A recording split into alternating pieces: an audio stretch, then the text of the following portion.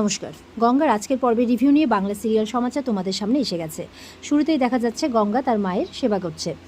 মায়ের তো সবে হসপিটাল থেকে ডিসচার্জ হয়েছে, আর দেখা যাচ্ছে অর্জুন গেছে হাতে আবার অনেক কিছু নিয়ে। তো বলছে, বাবা তুমি এখানে এসে এসে বসতে দাও, জামাইকে বসতে দাও। অর্জুন বলছে, না না ঠিক আছে ঠিক আছে। তখন ওখানে মুনিয়ারা ছিল, তো ও গিয়ে আরেকটা বান্ধবী আছে ওদের, লতা, তো সে বাপের বাড়ি ঘুরতে এসছে, গিয়ে চেয়ারটা দেয়, অর্জুন বসে। তো এবার বলছে যে এত কিছু কী এনেছো বাবা? বলে, এই যে আপনাকে তো যত্ন নিতে হবে, শক্ত হয়ে উঠতে হবে, একদম নিয়ম করে খাবেন কিন্তু। গঙ্গার মা বলছে, এত কিছু যে কী দরকার ছিল তোমার করার? আমার তো বাড়িতে কিছু নেই, আমি তোমার এখন কী দিই খেতে? বলে, এই তো এরকম করলেই কিন্তু আর আসবো না, আপনি সুস্থ হয়ে উঠুন, তারপর আপনার হাতে রান্না খেয়ে যাবো এসে। গঙ্গা তো মনে মনে খুব খুশি হয়। গঙ্গা বলছে যে এই মানুষটা এত বড় মানুষ, মানুষটার মধ্যে একটু অহংকার নেই, আবার আমার মায়ের জন্য এত কিছু করছে, আবার মাকে বলছে যে মার রান্না এসে খেয়ে যাবে, মার হাতের রান্না। তো এইভাবে তো খুব খুশি হচ্ছে। এবার ওদিকে মুনিয়া, ওদের যে লতা বলে একটা বান্ধবী এসেছে, সে বিবাহিত, এখানে মায়ের বাড়িতে বেড়াতে এসছে, তো অর্জুনের সাথে পরিচয় করিয়ে দেয়। অর্জুন তো খুশি হয়। তো সেই লতা বলছে, এ তো পুরো রাজপুত্র রে। তো বুলি মুনিয়ারা বলছে, হ্যাঁ বলেছিলাম না। তারপর ওরা চলে যায়, বলছে তোরা গল্প কর, জামাইবাবু এসছে, যাওয়ার সময় আবার বলবি, আবার চলে আসবো, এই বলে ওরা চলে যায়। তো এবার গল্প করছে। গঙ্গা বলছে, স্যার আপনি আসবেন যে বলেননি তো? বলে, আরে কাকিমাকে ডিসচার্জ করেছে, একবার দেখতে আসবো না? দিয়ে গঙ্গার মাকে বলছে, আপনি এবার একটু রেস্ট নিন। বলে, হ্যাঁ বাবা, ওই হসপিটাল থেকে যে কি ওষুধ দিয়েছে না, শুধু ঘুম ঘুম পাচ্ছে। বলে, হ্যাঁ আপনার এখন রেস্ট নেওয়াটা খুব জরুরি। তো রেস্ট নিচ্ছে, গঙ্গা মাথায় হাত বুলিয়ে দিচ্ছে, আর অর্জুন ওর মায়ের কথা ভাবছে, আর মনে মনে বলছে যে যত পারো মায়ের সেবা করো গঙ্গা, আমার তো মা নেই, যার মা নেই সেই বোঝে যে সেই কষ্টটা কি। আমি চাই যে আমার মতো কষ্ট যাতে কেউ না পায়, তাই বলছে। ওদিকে মেঘনাথ গেছে অর্জুনের অফিসে, ওখানে সুনন্দা আছে।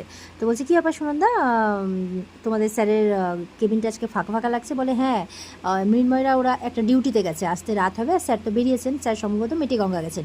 বলে, মেটিগঙ্গা? মনে মনে বলছে, তাহলে গঙ্গার বাড়িতে আমাকেও যেতে হবে। এই বলে সুনন্দাকে বলছে, ঠিক আছে আমি এসেছিলাম যে একসাথে বাড়ি ফেরার জন্য, ঠিক আছে আমি যাচ্ছি, এই বলে চলে যাচ্ছে। অ্যাকচুয়ালি ফোন দিয়েটাই এসেছিল, লখাইকে ধরেছে, তো লখাই কি বলেছে না বলেছে এইটা জানার জন্য মনটা খুব খচখচ করছে মেঘনাথের, তাই জানতে যাবে ওখানে। এবার গঙ্গা কিন্তু অর্জুনকে জিজ্ঞাসা করছে যে, বলুন স্যার লখাই গুন্ডা কী বলল? আর দেখা যাচ্ছে মেঘনাথ পৌঁছে গেছে, ও বাইরে জানলা দিয়ে শুনছে। বলছে যে, ওকে অনেক জিজ্ঞাসাবাদ করলাম গঙ্গা, কিন্তু ও বলছে যে তোমার সাথে নাকি পুরনো শত্রুতার জেরেই ও এই কাজটা করেছে, আর কিছু জানা গেল না, ও নাকি কারো কথাই করেনি। গঙ্গা বলছে, কিন্তু আমার মনের খটকাটা তো যাচ্ছে না। তো অর্জুন বলছে, কি মনে হচ্ছে তোমার? বলছে, আপনি এর আগে কত খোঁজার চেষ্টা করেছেন লখাইকে, কিন্তু পাননি। লখাইও সেটা জানে যে ওকে খোঁজা চলছে, কিন্তু আপনি যখন টাইমটা বেঁধে দিলেন 48 ঘন্টা, তখন দারোগাবাবু হট করে লখাইকে খুঁজে নিয়ে চলে আসলো। মেঘনাথ তো এবার অবাক হয়ে গেছে এই গঙ্গার সেন্সের উপর।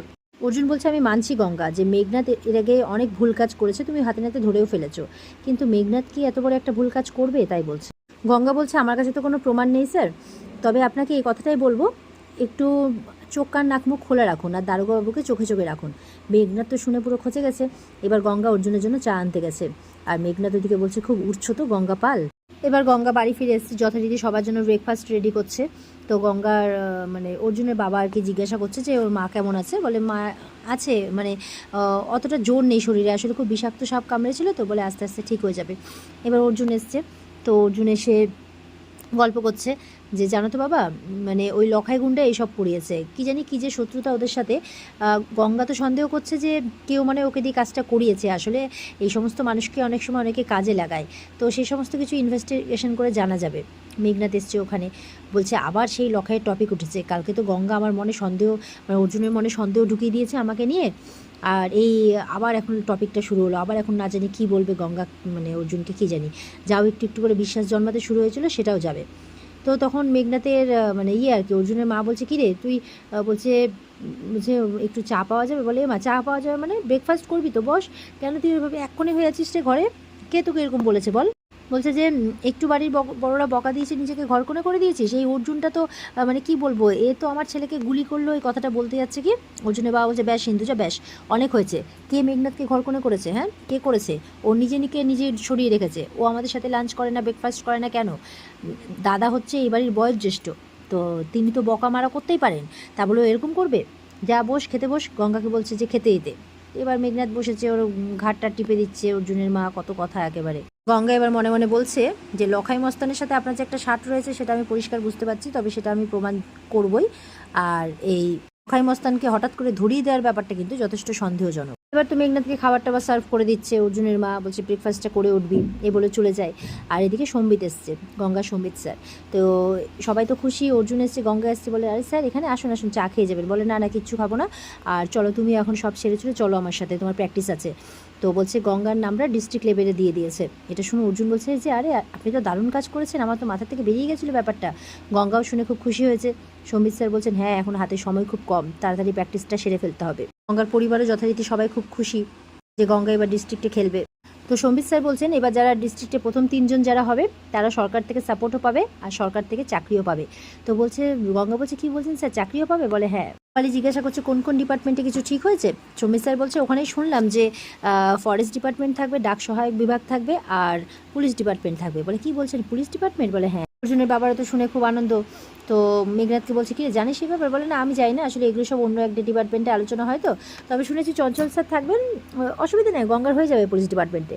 অর্জুন বলছে অর্জুনকে বলছে ওর বাবা কথা বলতে। বলে না না কথা বলার কি আছে, ও যদি প্রথম 3জনের মধ্যে হতে পারে তাহলে যেটা থাকবে ওর কপালে সেটাই হবে, তাই বলছে। তো সম্বিত স্যার গঙ্গাকে প্র্যাকটিসের ব্যাপারে বুঝিয়ে টুঝিয়ে চলে যায়। তো গঙ্গা মনে মনে বলছে যে হে বাবা গঙ্গেশ্বর, চাকরি হবে পুলিশ ডিপার্টমেন্টেও? তাই বলছে গঙ্গার এত ভাগ্য, সে চাকরি পাবে।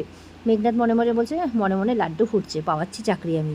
এবার গঙ্গা গেছে ঘরে, বাবা গঙ্গেশ্বরের ছবি আছে, বাবা গঙ্গেশ্বরের কাছে বলছে যে আমি চাকরি পেতে পারি, আমার জন্য এত বড় সুযোগ, মেটে গঙ্গার বস্তির মেয়ে নাকি চাকরি করবে, আমার ভাগ্যটা এত ভালো। তো বলছে যে যদি চাকরি পাই তাহলে আমাকে পুলিশ ডিপার্টমেন্টে দিও, স্যার হয়তো মানে আমাকে দূরে করে দেবেন কিন্তু আমি স্যারের কাছাকাছি থাকতে পারবো, এইভাবে বলছে। তো এরপরেই ভাবছে মাকে একটা ভিডিও কলিং করি। তো ওর মাকে ভিডিও কলিং করেছে, করে বলছে জানিস মা ওই লতার ফোনে ভিডিও কলিং করেছে। ওর মা বলছে কিরে আমি ভালো আছি, আমি ঠিক আছি, আবার ফোন করছিস কেন? তো বলছে শোনলাম একটা খবর দেওয়ার আছে। তখন অর্জুন আড়াল থেকে এসে সব শুনছে। বলছে একটা খবর দেওয়ার আছে, আমি না চাকরি পেতে পারি। বলে কি কি বলছিস, কিন্তু তোর তো স্কুলের ফল এখনও বেরোয়নি। বলে আরে মা ওটাও যবে বেরোনো তবে বেরোবে, ওটাতে সময় আছে। তো আমি না জেলার থেকে একটা সুযোগ পেয়েছি খেলার, সেখানে যদি জিততে পারি তাহলে চাকরির সুযোগ আছে। বলে কি বলছিস, তাই নাকি? দেখি এই সব কিছু তো মানে সব কিছু জামাইয়ের জন্য হচ্ছে, জামাই কিন্তু তোকে দূরে ঠেলে দিচ্ছে না, জামাই কিন্তু তোকে তৈরি করে নিচ্ছে। ওদিকে অর্জুন শুনে খুশি হচ্ছে, এদিকে বলছে জামাইয়ের মুখ রাখবি কিন্তু, তাই বলছে। তো এবার বুড়িরা জিজ্ঞাসা করছে কিরে প্রথম মাইনে পেয়ে কী করবি? বলছে প্রথম মাইনে পেয়ে প্রথম মাইনে যে সে যত সামান্যই পায় না কেন, মায়ের জন্য একটা জমি কিনবো, সেখানে মাকে বাড়ি করে দেবো যাতে মাকে আর কেউ তাড়াতে না পারে। তো এই কথাগুলো শুনে তখন ওর মা খুশি হয়, অর্জুন খুব খুশি হয়। অর্জুন বলছে যে সত্যি মেয়েটার কথা শুনলে মেয়েটা মানে নিজের জন্য ভাবছে না, ও মায়ের জন্য ভাবছে, সত্যি ওর মনটা কত বড়, এরকমভাবে বলছে। খুব খুশি হচ্ছে অর্জুন গঙ্গার এই দিকগুলো দেখে। এবার দেখা যাচ্ছে অহনা খুব খুশি, একদম ওর শালুর কাছে দৌড়ে দৌড়ে এসছে, আমি খুব খুশি খুব খুশি। বলে কেন? বলে গঙ্গা চাকরিটা পেয়ে যাবে, গঙ্গা চাকরিটা পেয়ে গেলেই আমার রাস্তা ক্লিয়ার, একদম অর্জুন ওকে ছেড়ে দেবে আর আমাকে বিয়ে করবে, অর্জুন তো কথা দিয়েছে আমাকে। শালু বলছে সত্যি তোমার এটা মনে হয়? বলে হ্যাঁ হ্যাঁ। এরপরে একটু পরে ওই কথা বলতে বলতে মেঘনাথ এসছে ফুলের বুকে আর একটা কী নিয়ে, রিটায়ারমেন্ট হয়ে গেলে নাকি ওই সব গিফট দেয় তাই নিয়ে এসছে, আর ছাতা। তো বলছে যে এসব কী? বলে হ্যাঁ রিটায়ারমেন্টে দেয় না ছাতা ফুলের বুকে, তো তোমার তো অর্জুনের জীবনের ফিয়ান্সা থেকে রিটায়ারমেন্টটা হয়ে গেছে তাই দিচ্ছি আর কি। বলে কি বলতে চাইছো তুমি, আর ইউ ম্যাড? বলে আরে বাবা বুঝতে পারছো না কেন দিচ্ছি? বলে আরে গঙ্গা চাকরিটা পেয়ে যাচ্ছে, আমার রাস্তা তো ক্লিয়ার, আমাকে কিছুই করতে হবে না। বলে ও তাই না? দেখো গঙ্গার তো কিছু নেই, তাতেই তোমাকে ল্যাং মারছে, আর এখন যদি গঙ্গার হাতটা শক্ত হয়ে যায়, ও যদি চাকরিটা পেয়ে যায় তাহলে তো আরও অর্জুনের গায়ে ঘেঁষে দাঁড়াবে, তাই না? তো শালু তো হেসে ওঠে, তখন তো একদম শালুর উপরে রেগে যায়, অহনা চিৎকার করে ওঠে। অহনা বলছে আমি একটার পর একটা প্ল্যান করে যাচ্ছে, এসব কি ফাজলামি হচ্ছে আমার সাথে, এই বলে ফুলের বুকেটা ছিঁড়ে ফেলে দেয়। ফোন কল হয়ে গেলে গঙ্গা এবার বাবা গঙ্গেশ্বরকে বলছে যে যে করেই হোক মানে আমাকে চাকরিটা পেতেই হবে, এটা আনন্দের কথা, মানে তুমি আমাকে আনন্দ দিয়েছো, এবার তার সাথে একটা দুঃখও দিয়েছো, চাকরিটা পেলেই তো আমাকে চলে যেতে হবে, তাই না? তুমি আনন্দের মাঝখানে দুঃখটাও ঠিক দাও। তো অর্জুন বলছে ও তাই, কিসের এত দুঃখ শুনি? গঙ্গা চুপ করে আছে, বলে না না শুনি কিসের এত দুঃখ। বলে তুমি চাকরিটা পেলে কত ভালো হবে জানো, তুমি তোমার মায়ের সাথে নিজের বাড়িতে থাকবে, নিজের রোজগারে খাবে, তো নিজের মতো স্বাধীন জীবন কাটাবে, কত সুন্দর হবে বলো তো, সবাই কত নামডাক করবে। তখন বলছে হ্যাঁ স্যার আপনার তো ভালোই হবে, কারণ আমি তো চলে যাব, আপনি তো বেঁচে যাবেন। বলে আরে বাবা তোমার মাথায় এইসব ঘুরছে, আমি কোন জিনিসটা ভাবছি? বলে হ্যাঁ তো আপনি বলেননি যে আমি চলে গেলে আপনি অহনা ম্যাডামকে বিয়ে করবেন? বলে হে ভগবান তুমি এখন এইসব কথা ভেবে যাচ্ছ, তুমি ডিস্ট্রিক্ট লেভেলে খেলতে যাচ্ছ, গঙ্গা এত বড় একটা সুযোগ পেয়েছো, তুমি সেই জিনিসটা নিয়ে ভাবো। এবার গঙ্গা তো ফ্যাচফ্যাচ করে কেঁদেই যাচ্ছে। বলে ঠিক আছে তুমি কাঁদবে তো তুমি কাঁদো, যত খুশি কাঁদো, যখন কান্না থেমে যাবে তখন তুমি আমার কথাটা শুনো। তো অর্জুন বসে পড়েছে আর গঙ্গা কিন্তু কেঁদেই যাচ্ছে।